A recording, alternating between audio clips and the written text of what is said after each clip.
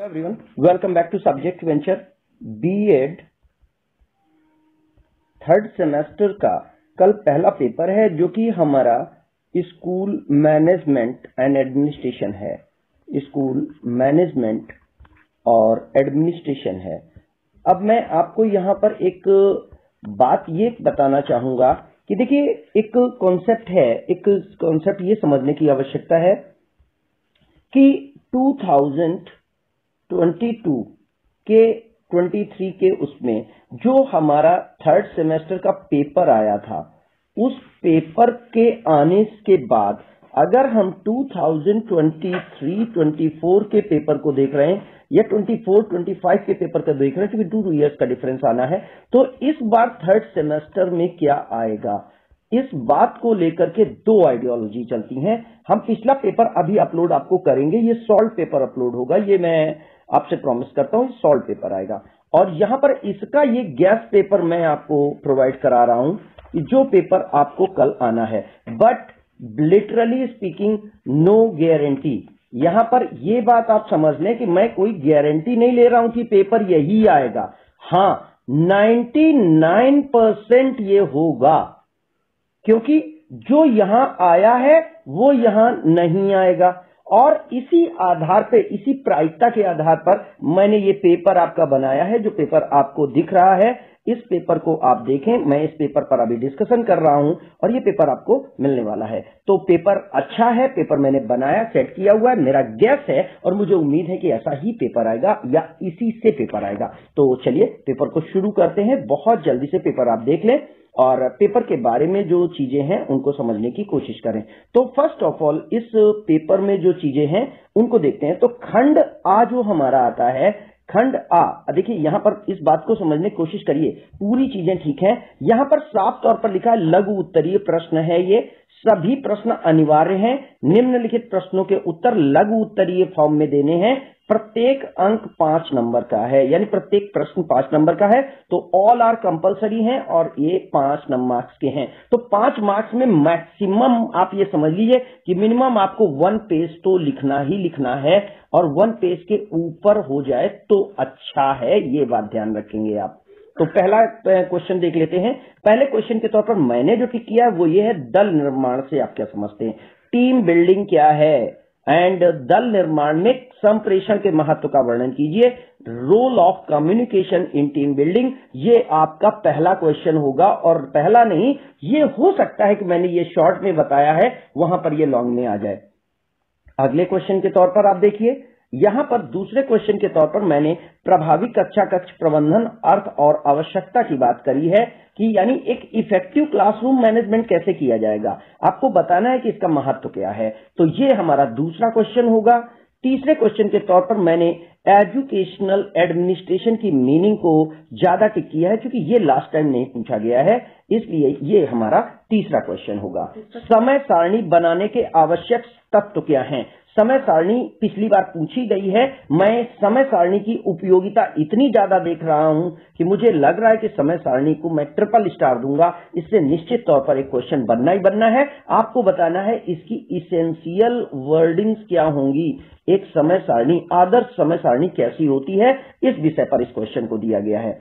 अगले क्वेश्चन के तौर पर मैंने पुस्तकालय की अवधारणा, आवश्यकता की बात करी है, यानी मीनिंग ऑफ लाइब्रेरी। एक स्कूल में लाइब्रेरी क्या होती है और लाइब्रेरी का स्कूल प्रशासन में क्या योगदान होगा, इस विषय पर अगला क्वेश्चन हमारा बन सकता है या बनेगा। ठीक है, अगले क्वेश्चन के तौर पर आगे देखिए। आगे हमारे क्वेश्चन में आता है पर्यवेक्षक और निरीक्षक में अंतर। यहां पे बहुत इंपॉर्टेंट क्वेश्चन है, ये बहुत इंपॉर्टेंट क्वेश्चन है, याद रखिएगा। पर्यवेक्षण नहीं पूछा है मैंने क्रिया नहीं पूछी है। यहां पर्यवेक्षक और निरीक्षक में अंतर है। सुपरवाइजर और इंस्पेक्शन जो है हमारा, उसमें इंस्पेक्टर, इसमें अंतर आपको बताना है, या इसी को बदला जा सकता है और आपसे कहा जा सकता है कि पर्यवेक्षण और निरीक्षण में अंतर बताइए। और यहां पर आप याद रखिएगा, ये पर्यवेक्षण है, मैंने परिवेक्षण नहीं लिखा है।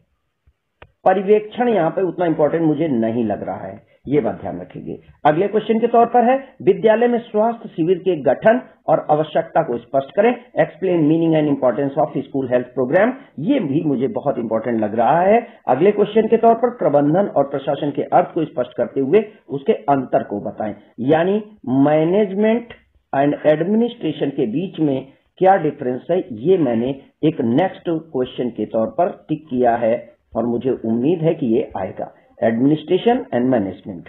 ठीक है, अब इसमें आई लेवल पर जो नेक्स्ट है उसमें मैंने नेतृत्व की परिभाषा और उसके अर्थ को पूछा है। यहां पर एजुकेशनल लीडरशिप है, ये याद रखेंगे, एजुकेशनल लीडरशिप। और अगर लीडरशिप आती है तो संभावित है कि इसके तत्व पूछ लिए जाएं कि एक लीडरशिप के क्या तत्व होते हैं। अगले सेक्शन के लिए यहां पर लॉन्ग क्वेश्चन को समझ लेते हैं। आपको पता है कि हर सेक्शन में आपके 4 लॉन्ग क्वेश्चन होंगे और 4 में से आपको 1 करना है। चूंकि ये 15 मार्क्स का लॉन्ग क्वेश्चन होगा तो यहां पर बिल्कुल क्रिस्टल क्लियर समझ लीजिए, जब हम शॉर्ट एक पेज का लिख रहे हैं और 1 पेज के साथ शॉर्ट लिख रहे हैं तो 3 पेज से आपको लॉन्ग कम नहीं लिखना है। लॉन्ग आपका 3 से 3.5 पेज का होना ही चाहिए और आपकी सारी चीजों को कवर करता हुआ लॉन्ग हो, जिससे कि आपको 15 मार्क्स पूरी तरीके से मिल सके। तो यहां पर मैंने प्रजातांत्रिक और अधिनायकवादी प्रशासन में अंतर पूछा है। डेमोक्रेटिक एंड ऑटोक्रेटिक एडमिनिस्ट्रेशन में क्या अंतर होगा, इस क्वेश्चन को मैं डबल स्टार लिख दूंगा। ये क्वेश्चन आपका आना चाहिए। प्रजातांत्रिक और अधिनायकवादी प्रशासन में अंतर, प्रजातांत्रिक और अधिनायकवादी प्रशासन में अंतर क्या होगा। और इसके बाद अगले क्वेश्चन के तौर पर है शिक्षा के क्षेत्र में प्रबंधन को स्पष्ट करना है। Role of management in field of education, ये हमारा अगला क्वेश्चन होगा। अगले क्वेश्चन के तौर पर यहां पर स्कूल में इसके डिटेल पूछे गए हैं। चौथे क्वेश्चन के तौर पर मैं यहां पर जिस क्वेश्चन को टिक कर रहा हूं, अच्छे प्रशासक की विशेषताओं को विस्तार से उल्लेख करिए। लास्ट टाइम यहां पे प्रिंसिपल को दिया गया है, वो ये दे सकता है कि प्रिंसिपल एक अच्छे प्रशासक के तौर पर क्या क्या क्वालिटी रखता है। मैंने प्रिंसिपल नहीं रखा है। किसी भी जगह पर जो एडमिनिस्ट्रेटर होता है वो किन क्वालिटीज को रखता है और उसमें क्या क्या क्वालिटीज होनी चाहिए, मैंने इस विषय पर पूछा है। तो आप याद रखेंगे, यही क्वेश्चन आपका घुमाया जा सकता है। जो अच्छा प्रशासक होता है वो अच्छा नेता हो सकता है। तो एक अच्छे नेतृत्व के क्वालिटी भी पूछी जा सकती हैं, नेतृत्व की विशेषताएं भी पूछी जा सकती हैं और वो यही होंगी। अगर आता है तो यही क्वेश्चन लिखना है, आंसर यही होगा। क्वेश्चन घुमाया जा सकता है, सावधान रहें। कक्षा कक्ष प्रबंधन के विभिन्न सिद्धांतों का वर्णन करिए। अब यहां पर ध्यान रखिए, मैंने वहां पे कक्षा कक्ष प्रबंधन की आवश्यकता और महत्व पर चर्चा की है। यहां पर मैंने सिद्धांतों के वर्णन की बात करी है। तो यहां पर सिद्धांत में 2 आ जाएगा, भौतिक सिद्धांत और मानवीय सिद्धांत। जो सामान्य सिद्धांत हैं और विशिष्ट सिद्धांत हैं उनकी बात करनी है, इस पर चर्चा होनी है। ध्यान रखिएगा, क्वेश्चन के टॉपिक से मत भटक जाइएगा। अगले लॉन्ग क्वेश्चन के सेक्शन में, सेक्शन सी में हम चलते हैं, जहां पर कि विद्यालय से रिलेटेड चीजें पूछी जानी है। यहां पर ये सब सैद्धांतिक था और अब हम व्यवहारिक की बात करेंगे कि किस तरीके से इनका प्रयोग स्कूल में होगा। तो यहां पर भी ये क्वेश्चन है, ये 15 मार्क्स का है। अगेन आपको 3.5 पेज से कम नहीं लिखना है, हो सके तो ये 4 पेज में रखिएगा, स्पीड बढ़ा के रखिएगा, कंटेंट पे ध्यान दीजिएगा, डायग्राम्स बनाने की कोशिश करिए, फ्लो चार्ट बनाने की कोशिश करिए और बेहतर तरीके से लिखिएगा जिससे आप अच्छे तरीके से मार्क्स पा सकें। तो भवन निर्माण की आवश्यकता, अवधारणा को स्पष्ट करिए। स्कूल बिल्डिंग के कॉन्सेप्ट और इंपॉर्टेंस को लेकर के पहला क्वेश्चन मैंने यहां पर दिया है और ये मेरे लिए मोस्ट इंपॉर्टेंट क्वेश्चन है। अगर ये क्वेश्चन नहीं आता है इसका मतलब बहुत कुछ पेपर में डिस्टर्ब होने वाला होगा। देन बैलेंस डाइट क्या होती है, विद्यालय में संतुलित भोजन की आवश्यकता और तत्वों की व्याख्या करनी है। क्यों आखिरी से दिया जाए, विद्यालय में भोजन की आवश्यकता क्यों है और भोजन में किन तत्वों की प्रधानता होनी चाहिए। थोड़ा बायो को मिक्स करता हुआ ये क्वेश्चन आपको आंसर देना होगा, ठीक है। और अगले क्वेश्चन के तौर पर यहां पर मैंने जिस क्वेश्चन को टिक किया है, विद्यालय में स्वास्थ्य शिक्षा के अर्थ और उद्देश्य स्पष्ट करिए। वहां स्वास्थ्य मेला था, यहां पे स्वास्थ्य शिक्षा है और स्वास्थ्य शिक्षा यानी हेल्थ एजुकेशन क्यों होनी चाहिए और इसकी आवश्यकता क्यों है या इसके उद्देश्य क्या है, क्यों आखिर हेल्थ एजुकेशन विद्यालय में लॉन्च की गई है। और अगले उसमें है प्रबंधन की कड़ी के रूप में प्राचार्य की भूमिका का वर्णन है यहां पर, यानी ये एक तरफ होता है हमारा एडमिनिस्ट्रेशन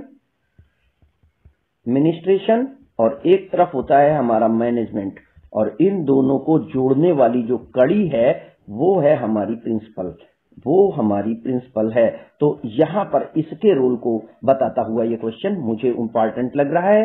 ये क्वेश्चन आपका नवे क्वेश्चन के रूप में आ सकता है। तो इस तरीके से हम विद्यालय से रिलेटेड ये जो हमारा ये पेपर है, मुझे उम्मीद है ये पेपर आपको इन क्वेश्चंस को लेकर के जरूर मिलेगा। को वीडियो अच्छा लगा हो तो इसे लाइक करें, अपने दोस्तों तक इसे जल्दी से शेयर करें जिससे कि उन तक भी ये बात पहुंच सके। और अभी जस्ट कुछ समय बाद हम 2022-23 के आपके जो पेपर आया है उसका सॉल्यूशन देंगे। रिटन लॉन्ग आंसर्स कैसे लिखे जाएंगे, इसके लिए चैनल को सब्सक्राइब करके रखें, हमारे साथ बने रहें। मिलते हैं अगले वीडियो में।